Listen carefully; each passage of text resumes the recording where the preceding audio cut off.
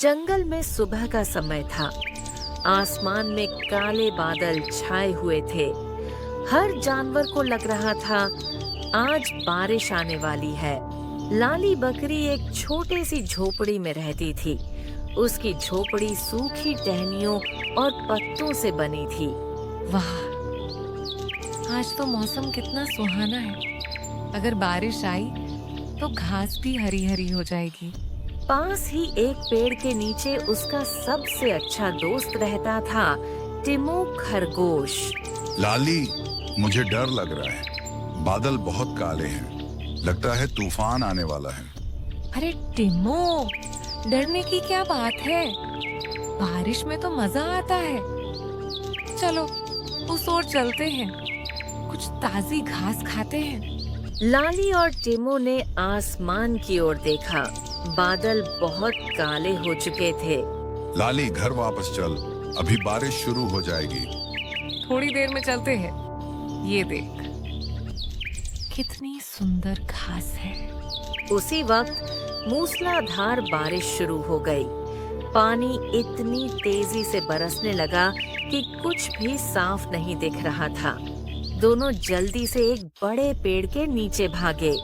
लाली और टिमो पूरी तरह से गीले हो चुके थे। हाय राम, ये तो बहुत जोर की बारिश है। कहाँ था ना, घर चलते हैं, अब फंस गए। बारिश लगातार चलती रही। घंटों तक उनके आसपास पानी भरने लगा। जंगल के छोटे छोटे रास्ते अब नालों में बदल गए थे। लाली और टिमो सोचने लगे, अब क्या करें? टिमो, हमें कोई ऊंची जगह ढूंढनी होगी, वरना पानी सब कुछ बहा देगा। हाँ चलो, पहाड़ी की तरफ चलते हैं, वहाँ थोड़ी ऊंचाई है। दोनों दोस्त बारिश में भीगते हुए धीरे धीरे पहाड़ी की ओर बढ़े। रास्ते में उन्हें मिला एक घायल गिलहरी। मदद करो, मेरी पूंछ में कांटा चुभ गया है। हो, रुको मैं निकालती हूँ। लाली ने अपने दांतों से धीरे धीरे कांटा निकाल दिया। धन्यवाद लाली, मैं तुम्हारी मदद कभी नहीं भूलूंगी। बारिश अब और तेज हो गई थी। हवा में ठंडक बढ़ गई। लाली कांपने लगी। चलो जल्दी चलो, वरना बीमार पड़ जाओगी। दोनों पहाड़ी पर पहुँचे। वहाँ एक पुरानी गुफा थी। अंदर अंधेरा था। वाह, यही तो चाहिए था। अब यहाँ थोड़ा आराम कर लेते हैं। हाँ, लेकिन खाना तो साथ लाए ही नहीं। बाहर बारिश रुकने का नाम नहीं ले रही थी। गुफा की छत से टप टप पानी टपक रहा था। लाली ने आसमान की ओर देखा और मन ही मन बोली, भगवान जी, बस ये बारिश थोड़ी देर के लिए रुक जाए, मैं अपने घर चली जाऊंगी। थोड़ी देर बाद बिजली चमकी और तभी गुफा के अंदर किसी की आवाज आई। कौन है मेरी गुफा में? लाली, किसी की आवाज आई। डर मत टिमो, चलो देखते हैं। दोनों गुफा के अंदर बढ़े और क्या देखा, एक भालू सोया हुआ था। अब तो गए, भालू हमें खा जाएगा। कौन है मेरी गुफा में? लेकिन तभी भालू जाग गया। लाली और टिमो जम गए, सांस तक रोक ली। बारिश बाहर गरज रही थी। गुफा में अंधेरा और डर दोनों फैल गए। लाली, अब तो गए। नहीं टिमो, डर मत। अगर हम सच्चाई से बात करेंगे तो शायद वो हमें कुछ नहीं कहेगा। नमस्ते भालू भाई, हम बस थोड़ी देर के लिए बारिश से बचने आए हैं। हमें माफ करना अगर हमने आपकी गुफा में आकर गलती की हो। भालू ने अपनी बड़ी बड़ी आंखें खोली। उसके फर भीगे हुए थे और चेहरा थका हुआ लग रहा था। अरे, तुम छोटे छोटे जानवर यहाँ क्या कर रहे हो? ये तो खतरनाक इलाका है। यहाँ तो पत्थर गिरते हैं और ठंड भी बहुत होती है। हम तो बस बारिश से बचने आए हैं। हमारा घर बह गया है। भालू ने कुछ देर तक दोनों को देखा, फिर मुस्कुरा दिया। डरो मत, मैं तुम्हें कुछ नहीं कहूँगा। मैं भी तो इस गुफा में बारिश से बचने आया हूँ।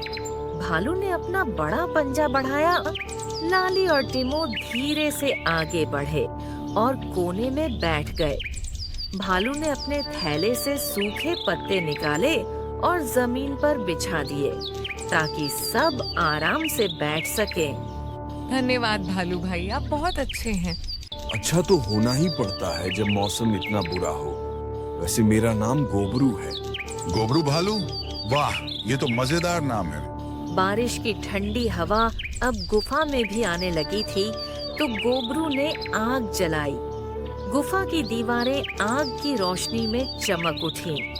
लाली ने राहत की सांस ली। टिमो ने अपने कान झटके और बोला, अब तो ऐसा लग रहा है जैसे घर जैसा माहौल है। घर जैसा तो तभी लगेगा जब कुछ खाने को हो। गोबरू भैया, क्या यहाँ आसपास कुछ फल या घास मिल सकती है?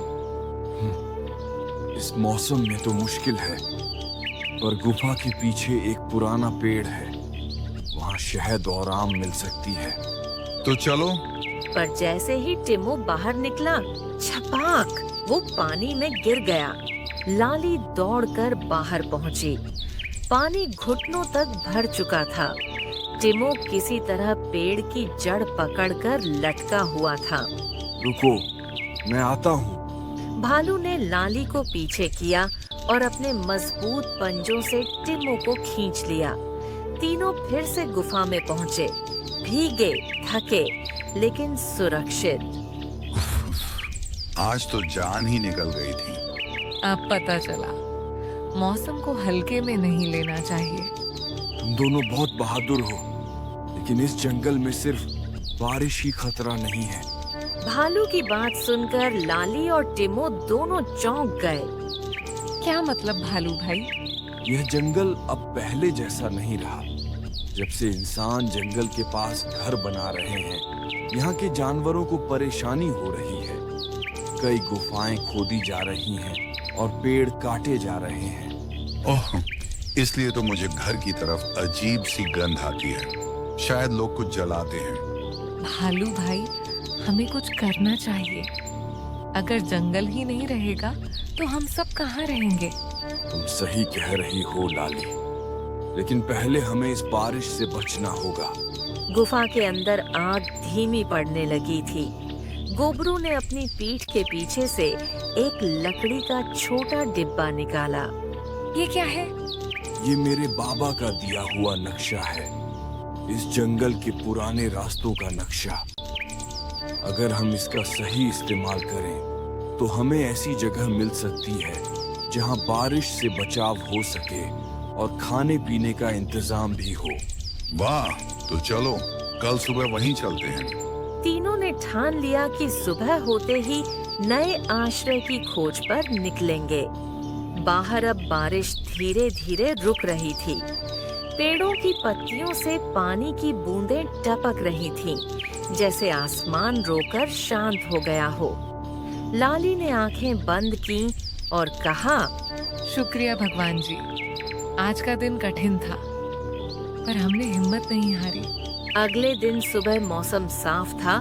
चिड़िया गाना गा रही थी। गुफा के बाहर अब हर तरफ ताजगी थी। लाली ने अपने पैर बढ़ाए और बाहर झांका। वाह, कितना सुंदर लग रहा है सब कुछ। अब तो मौसम भी अच्छा हो गया। चलो दोस्तों, आज से हमारी नई यात्रा शुरू होती है। हमें उस नक्शे की मदद से सुरक्षित जगह ढूंढनी है। तीनों ने गुफा से निकलते हुए एक बार पीछे मुड़कर देखा। वो गुफा जिसने कल उन्हें बारिश और डर से बचाया था, अब सूरज की रोशनी में चमक रही थी। धन्यवाद प्यारी गुफा, तुमने हमें बचाया। देखो, नक्शे में पहले मोड़ पर 3 झुके हुए पेड़ का निशान है। वहीं से हमें रास्ता मोड़ना होगा। 3 झुके पेड़? वो तो मैंने कभी नहीं देखे। चिंता मत करो टिमो, साथ में रहेंगे तो सब ढूंढ लेंगे। रास्ते में उन्हें कई छोटे जानवर मिले।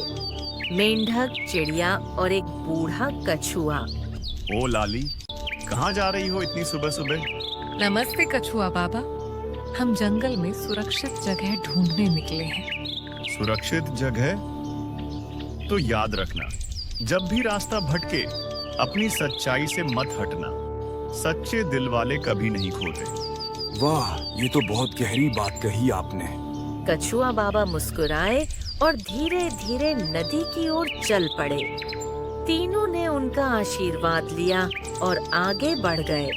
काफी चलने के बाद आखिरकार उन्हें वो जगह मिल ही गई। 3 बड़े पेड़ जो एक दूसरे की ओर झुके हुए थे, जैसे किसी रहस्य की रखवाली कर रहे हों। गोबरू भैया, यही हैं 3 झुके पेड़। हाँ, और इसके नीचे लिखा है, जहाँ धूप कम पड़े वहाँ रास्ता खुले। इसका मतलब शायद पेड़ों की छाया के नीचे कोई रास्ता छिपा है। तीनों ने झुके पेड़ों के नीचे खोज शुरू की। झाड़ियों को हटाया, पत्तों को देखा और तभी अरे इधर देखो। झाड़ियों के बीच एक पत्थर का ढक्कन था। उस पर पुराने निशान बने हुए थे, जैसे किसी ने पंजों से खरोंच डाली हो। ये तो बहुत पुराना लगता है, शायद कोई गुप्त रास्ता है। गोबरू ने पत्थर को जोर से धकेला। पत्थर धीरे धीरे खिसकने लगा और नीचे एक अंधेरा सुरंगनुमा रास्ता दिखा। क्या हमें सच में अंदर जाना चाहिए? अगर हम डर गए तो कभी नई जगह नहीं पाएंगे। चलो टिमो, हम साथ हैं। अंदर अंधेरा घना था। दीवारों से पानी टपक रहा था। लाली की टांगें कांप रही थीं। कोई है यहाँ? दीवारों के बीच से छोटे चमगादड़ उड़ते हुए निकले, पर वो नुकसान नहीं पहुंचा रहे थे। गोबरू ने गहरी सांस ली। थोड़ा आगे बढ़ते ही रास्ता 2 हिस्सों में बंट गया। अब कौन सा रास्ता लें? नक्शे में लिखा है, जहाँ हवा बहे वही सच्चा रास्ता। तीनों ने ध्यान लगाया। दाएं तरफ से ठंडी हवा आ रही थी। यही होगा सही रास्ता। वे दाएं मुड़ गए। करीब आधे घंटे की यात्रा के बाद सुरंग का अंत दिखा। एक हल्की रोशनी भीतर से आ रही थी। तीनों भागते हुए बाहर निकले और जो उन्होंने देखा उस पर यकीन नहीं हुआ। उनके सामने फैला था एक हरा भरा छोटा घाटी जैसा इलाका, जहाँ न बारिश थी, न तूफान, न इंसानों की आवाजें, बस फूल, तितलियां और मीठी हवा। वाह, ये जगह तो जैसे सपना हो। ये ही वो सुरक्षित जगह है जिसका जिक्र मेरे बाबा ने किया था। हरियाली घाटी, जंगल का सबसे छिपा और सुंदर कोना। तो अब हम यहाँ रह सकते हैं? हाँ, लेकिन याद रखना, इस घाटी की रक्षा करना हमारी जिम्मेदारी होगी। तीनों ने मिलकर पत्थरों और डालियों से एक छोटा घर बनाना शुरू किया। लाली ने सूखी घास बिछाई, टिमो ने पत्ते जुटाए और गोबरू ने बड़े पेड़ों की डालियों से छत बनाई। शाम होते होते उनका नया घर तैयार हो गया। अब चाहे जितनी बारिश हो जाए, हम यहाँ सुरक्षित हैं। तीनों दोस्त एक दूसरे की ओर देखते हैं, क्योंकि उन्हें अब सिर्फ एक आश्रय नहीं, बल्कि एक नया घर मिल गया था। वाह, अब तो लग रहा है कि सच में अपना घर मिल गया। हाँ, अब हमें बारिश, तूफान या डर से डरने की जरूरत नहीं। सही कहा, लेकिन हमेशा सावधान रहना दोस्तों। जंगल में कब कौन आ जाए, कहाँ नहीं जा सकता।